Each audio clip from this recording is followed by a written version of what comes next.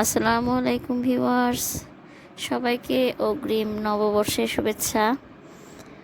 সামনেই আমাদের নতুন বছর শুরু হবে, পহেলা বৈশাখ, বর্ষবরণ অনুষ্ঠান 14 তারিখ।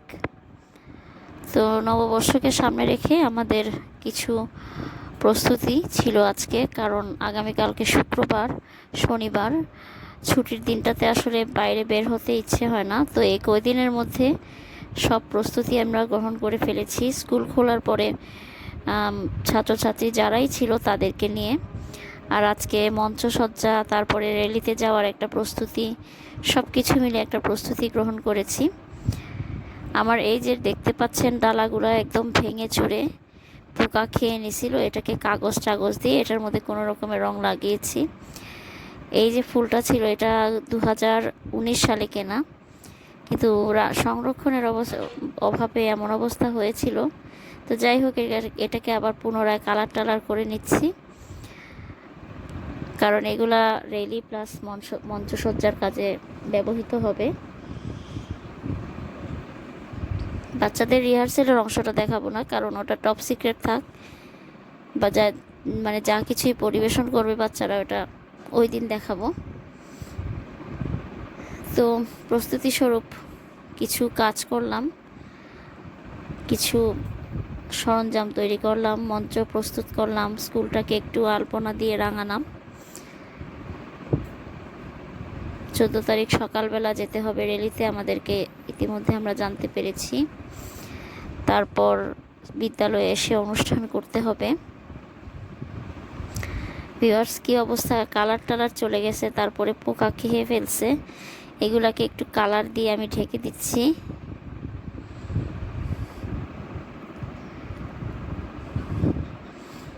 বৈশাখী শোভাযাত্রা হবে, নিমতলায় যেতে হবে মনে হয় আমাদের। আমি যখন কাজ করছিলাম আমার মোবাইল টোবাইল কোথায় যে ফেলছিলাম সেটা আমার খেয়াল নেই। প্রধান শিক্ষক মহোদয় আমাকে খুঁজেই পাচ্ছিলেন না। তো যাই হোক, এরকমভাবে একটা একটা করে আমি এই ফুলগুলা, ফ্লাওয়ারগুলা আমি তৈরি করেছি। এগুলা কিন্তু বেশ কয়েক বছর আগের তৈরি করা, এখন নতুন করে জাস্ট একটু কালার করে নিয়েছি। আমি তৈরি করেছিলাম, তো পুরনো হয়ে গেছে। ভাবছিলাম যে বের করে দেখি, আলমারিতে ছিল, এটা ঠিক আছে কিনা। বের করে দেখি একদম কিছুই ঠিক নাই। তো একটু একটু কালার দিয়ে নিচ্ছি। কালারটা ছিল আসলে আমাদের প্রাথমিক রং করাইছিল আমার বান্ধবী, সেখানে কালার পাইছি, কালার দিয়ে শুরু করে দিছি রং। ও আমাকে কালার দিয়ে সাহায্য করছে।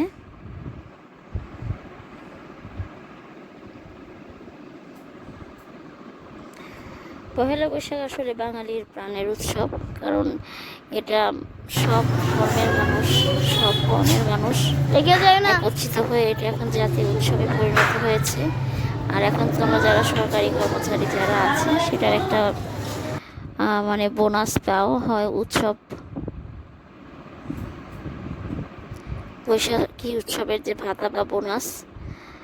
তো স্কুলটাকে একটু রাঙিয়ে দিলাম, যেহেতু আমার কাছে একটাই কালার আছে, লাল কালার আছে, সেই কালারটা দিয়ে একটু রাঙানোর চেষ্টা করলাম। আলপনা এঁকে দিয়েছি।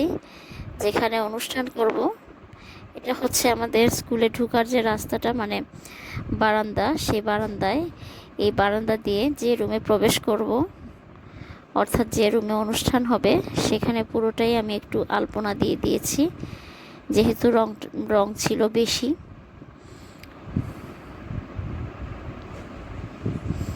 এই আলপনার কাজটা আমি শিখেছি আমার এক ভাবির কাছ থেকে।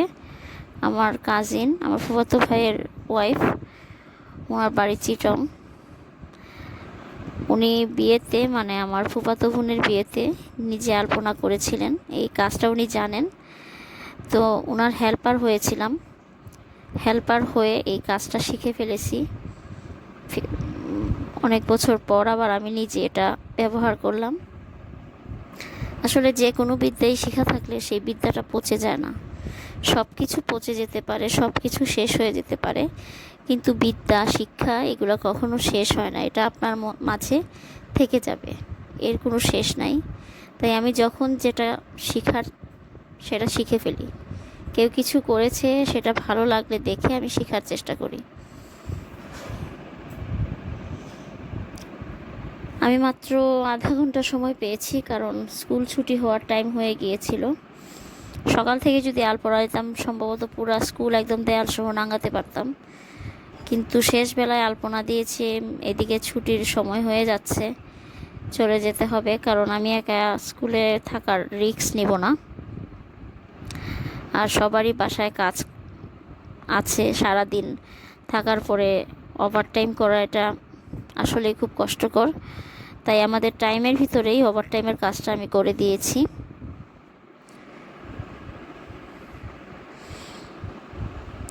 ভিউয়ার্স, যদি পরে সাদা রং পাওয়া যায় তাহলে আমি এটার মাঝখানে মাঝখানে কিছু সাদা রং দিব।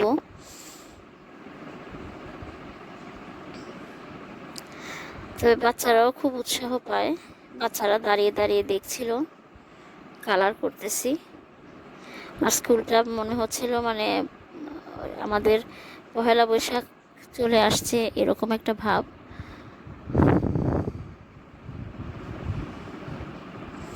আলপনা দিতে কষ্ট হয় এখন আমার, কারণ বয়স হয়ে গেছে। এরকমভাবে কুঁজো হয়ে আলপনা আঁকাটা একটু কষ্ট।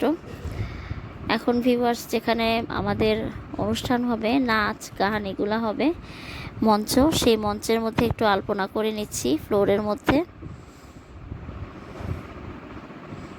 আমি এত মাপটাপ নিয়ে করি নাই, কারণ এখন আমার ছুটির সময় হয়ে গেছে, খুব তাড়াতাড়ি শেষ করতে হবে, তাই খুব দ্রুত হাতে এটা শেষ করেছি।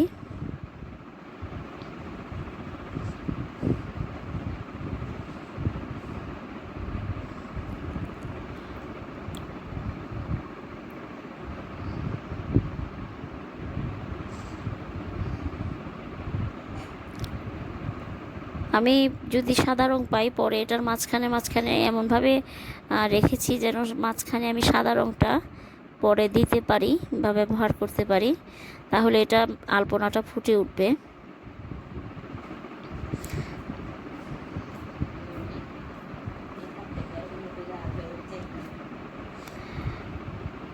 তো আমি জানি না আপনাদের বর্ষবরণের প্রস্তুতি কেমন। আমরা মোটামুটি বর্ষবরণের প্রস্তুতি নিয়েছি, মঞ্চটা প্রস্তুত করে ফেলেছি। কিছু জিনিস আছে ককশিটের, এগুলো জাস্ট সেফটি পিন দিয়ে পিন আপ করে লাগিয়ে দেবো। এগুলো রেডি করে রেখে দিয়ে গেছি জাস্ট অনুষ্ঠানের আগে।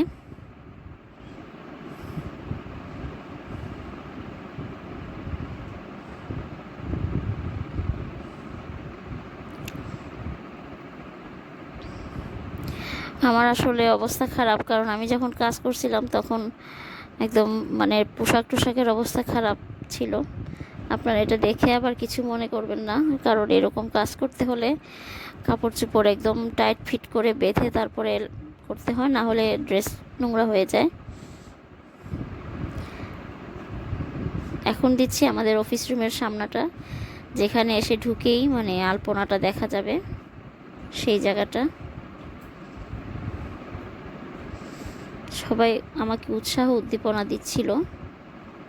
আর এখানে যে দেখতে পাচ্ছেন এই যে ছোট্ট মেয়েটা, এটা হচ্ছে আমার কলিগ নন্দিতা দিদির মেয়ে নিধি। বাচ্চাটা খুব পছন্দ করে এগুলা, তাই একদম আমার পিছু ছাড়ছিল না, এগুলো দাঁড়িয়ে এসে আবার ভিডিও করছিল। এটা কিন্তু আমার মোবাইল না ভিউয়ার্স।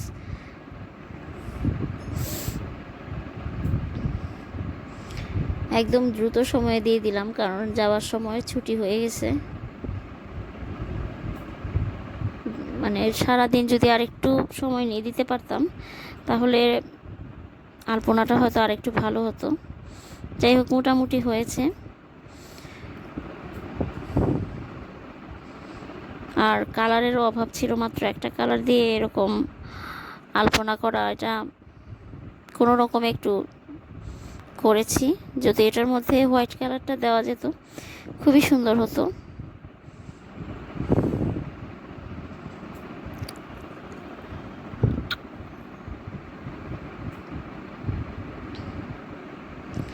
আপনারাও কি বর্ষবরণের প্রস্তুতি গ্রহণ করেছেন? কারণ যারা আমরা শিক্ষকরা আছি সবাই মোটামুটি বর্ষবরণের প্রস্তুতি গ্রহণ করে যাবে। ভিউয়ার্স, আমার সবগুলা কাজ শেষ হয়ে গেছে। এখন আপনাদেরকে একটু দেখাচ্ছি। এই যে দেখুন, আলপনাগুলা খুব চমৎকার হয়েছে। চমৎকার বলবো না, মোটামুটি হয়েছে, কারণ